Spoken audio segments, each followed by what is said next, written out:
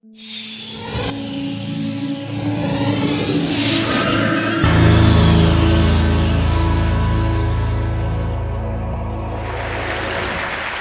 world is changing with really remarkable speed.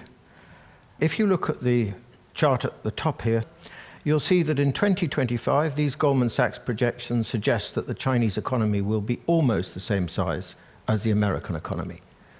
And if you look at the chart for 2050, it's projected that the Chinese economy will be twice the size of the American economy, and the Indian economy will be almost the same size as the American economy.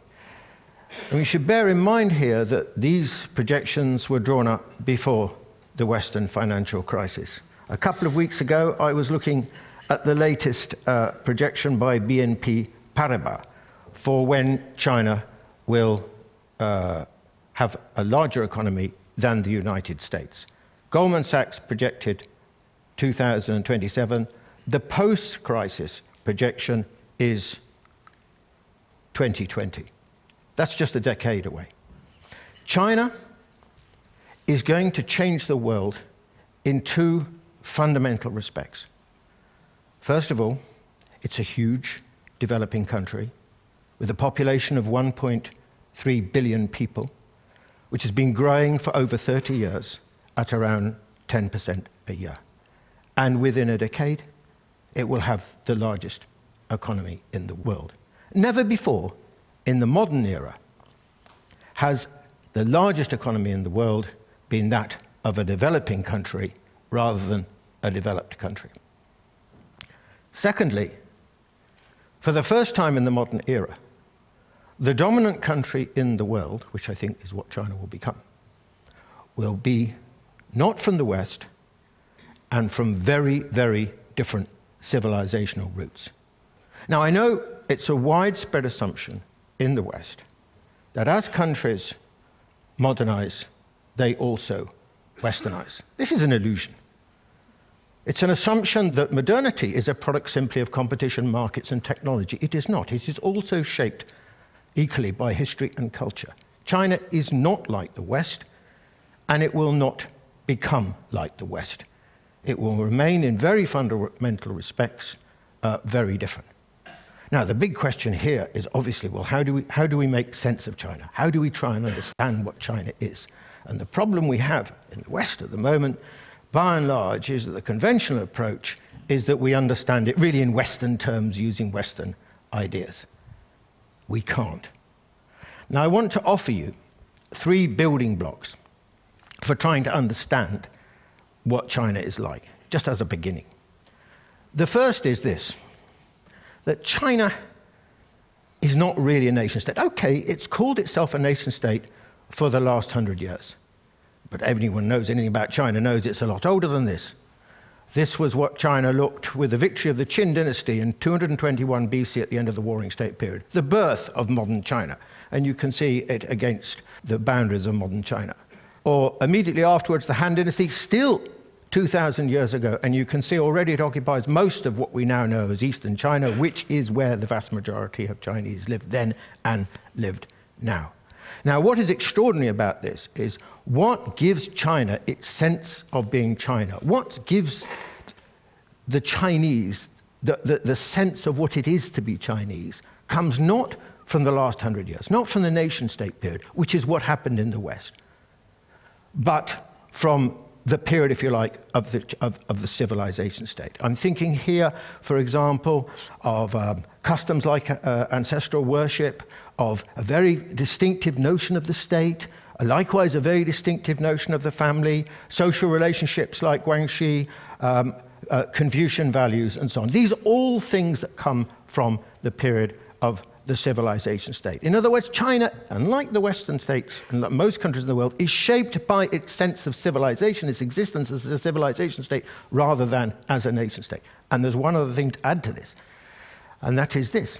Of course, we know China's big, huge, demographically and geographically, with a population of 1.3 billion people. What we often don't really are aware of is the fact that China is extremely diverse and very pluralistic. and in many ways very decentralized. You can't run a place on this scale simply from Beijing, even though we think this to be the case. It's never been the case. So this is China, a civilization state rather than a nation state.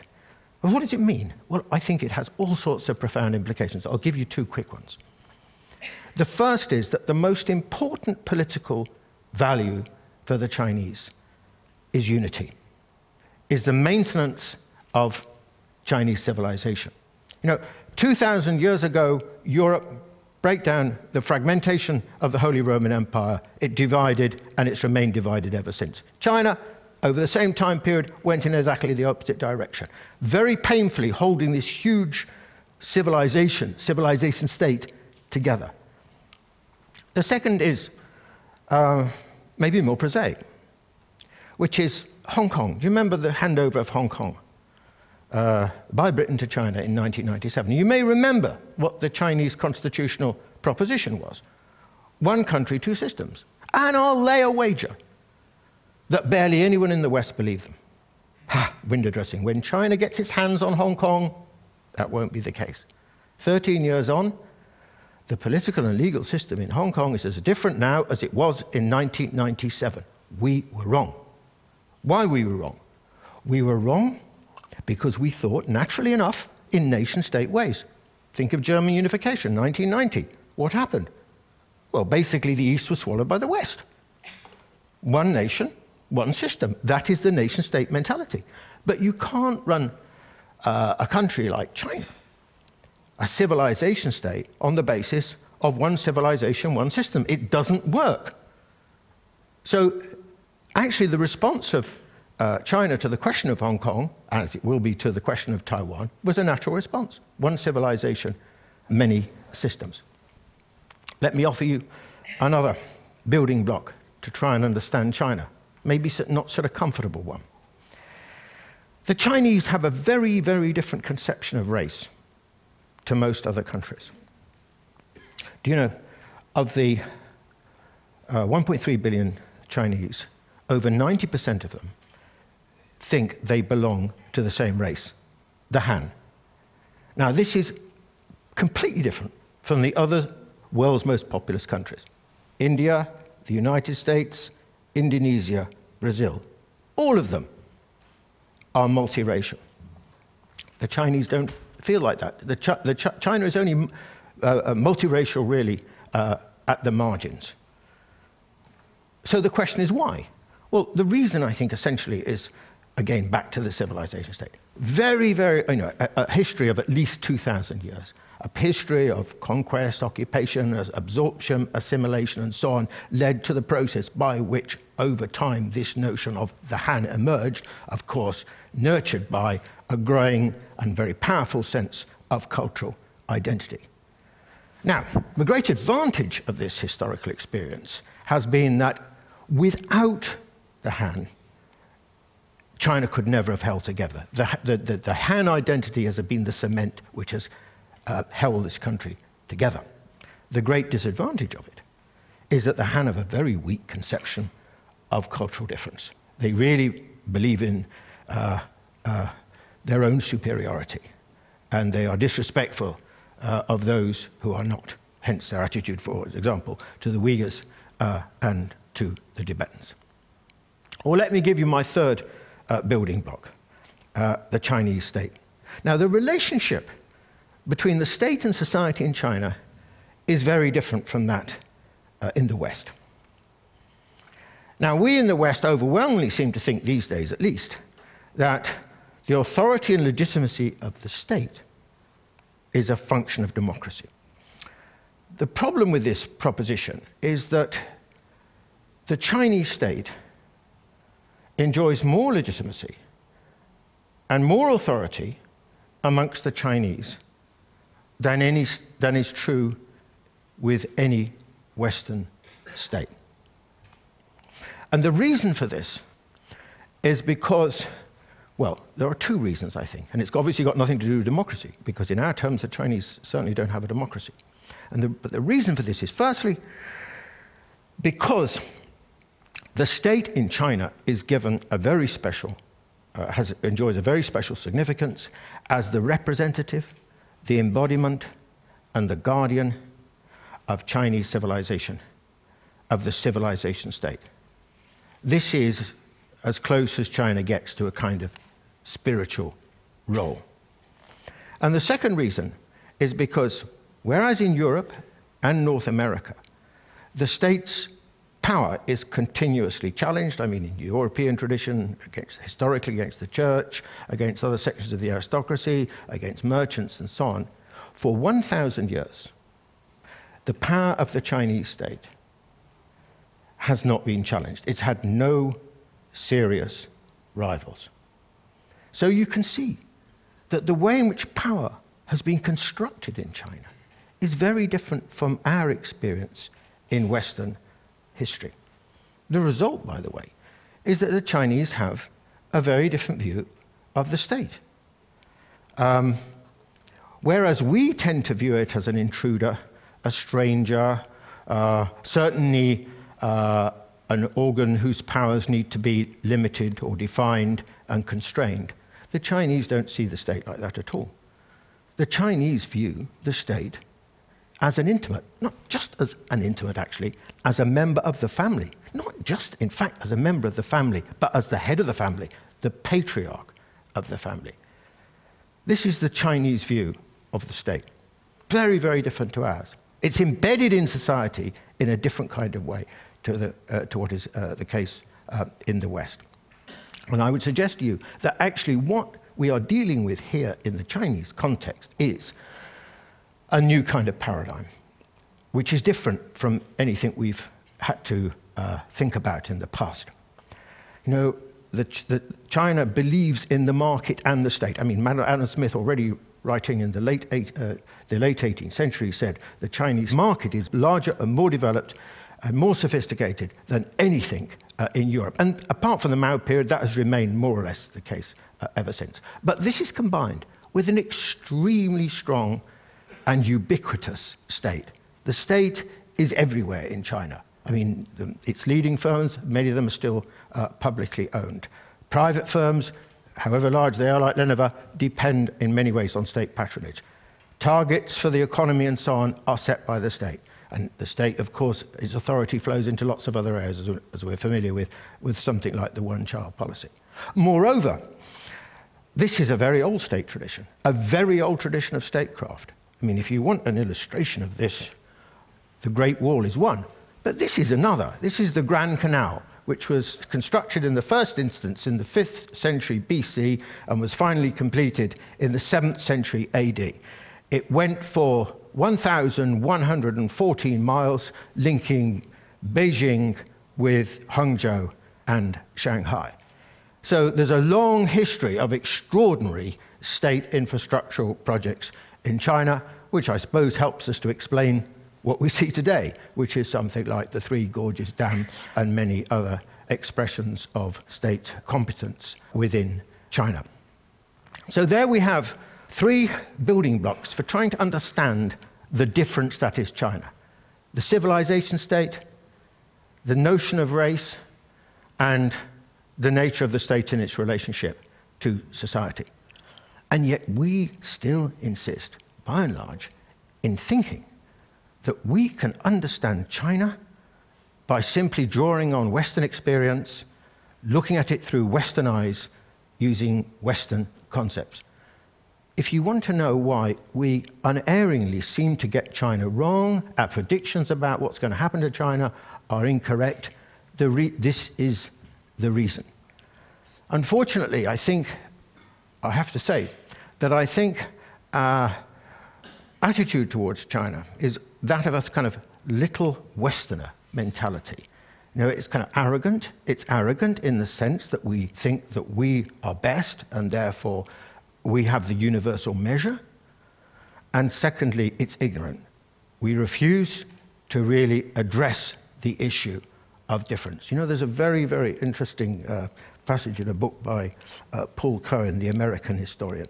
And Paul Cohen argues that the West thinks of itself as probably the most cosmopolitan of all cultures. But it's not. in many ways, it's the most parochial. Because for 200 years, the West has been so dominant in the world that it's not really needed to understand other cultures, other civilizations, because at the end of the day, it could, if necessary by force, get its own way. Whereas those cultures, virtually the rest of the world, in fact, which have been in a far weaker position vis-à-vis the West, have been thereby forced to understand the West because of the West's presence in those societies. And therefore, they are, as a result, more cosmopolitan in many ways than the West. I mean, take the question of East Asia. East Asia, Japan, Korea, China, etc. A third of the world's population lives there. Now the largest economic region in the world. And I'll tell you now, that East Asians, people from East Asia, are far more knowledgeable about the West than the West is about East Asia. Now, this point is very germane, I'm afraid, to the present. Because what's happening, back to that chart at the beginning, the Goldman Sachs chart, what is happening is that very rapidly, in historical terms, the world is being driven and shaped, not by the old developed countries, but by the developing world. I mean, we've seen this in terms of the G20 usurping very rapidly the position of the G7 or the G8. And there are two consequences of this.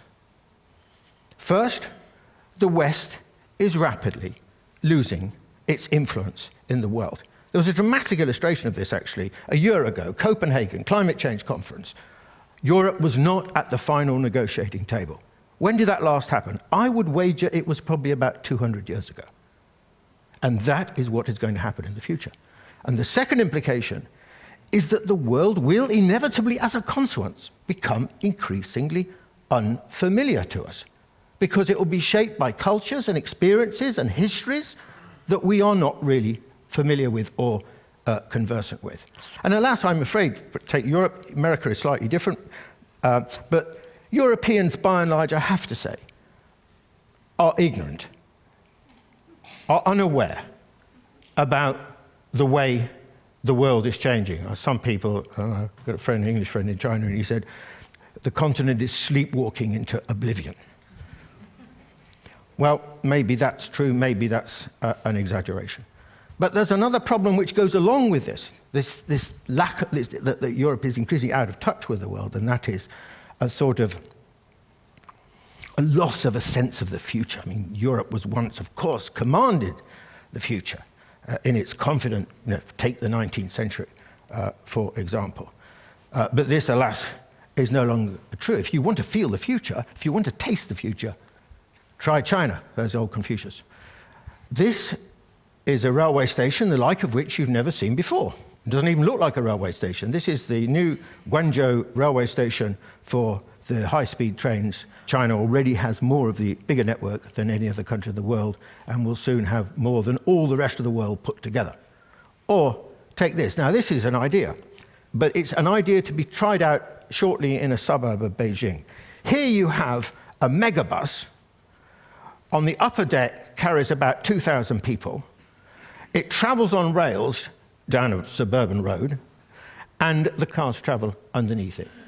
And it does speeds of up to about 100 miles an hour. Now, this is the way things are going to move, because China has a very specific problem, which is different from Europe and different to the United States. China has huge numbers of people and no space. So this is a solution to a situation where China is going to have many, many, many cities, over 20 million people. Okay, so how would I like to finish? Well, what should our attitude be towards this world that we see very rapidly developing before us?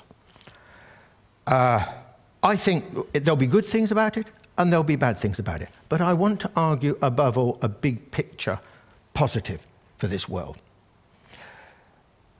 You know, for 200 years, the world was essentially governed by a fragment of the human population. That's what Europe and North America represented. The arrival of countries like China and India, between them 38% of the world's population, and others like Indonesia and Brazil and so on, represents the most important single act of democratization in the last 200 years. Civilizations and cultures which have been ignored, which had no voice, which were not listened to, which were not known about, will have a different sort of representation in this world. As humanists, we must welcome, surely, this transformation. And we will have to learn about these civilizations. This big ship here was the one sailed in by Zheng He in the early 15th century on his great voyages around the South China Sea, the East China Sea, and across the Indian Ocean to East Africa. The little boat in front of it was the one in which 80 years later Christopher Columbus crossed the Atlantic. Or, look carefully at this silk scroll made by Zhuzhou in 1368. I think they're playing golf. Christ, the Chinese even invented golf. Welcome to the future. Thank you.